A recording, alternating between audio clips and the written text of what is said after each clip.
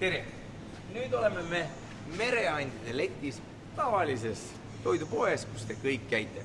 Ja ka siin on võimalik anda oma panus selleks, et Läänemere tervis oleks veel parem. Ma toon ühe hea näite. Siit võib võtta näiteks sulaselges soome keeles Idamere kalapuiko. See on siis Läänemere kalapulgad. Nii, ja üks väike ahvene soovitus veel.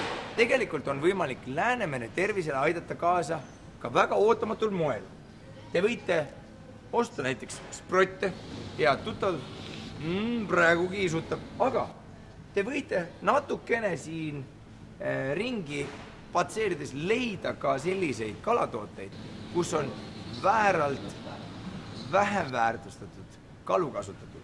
Ehk siin on näiteks latikas ja säinas, et kui me teeme elu huvitavaks endal ja natukene laiendame seda paletti, mida me just tarbime ja kohtame oma toidulaual, siis ka sedasi anname me suure panuse sellele, et kõik erinevad kalaliigid oleksid ilusti balansis ja hästi Läänemeres esindatud.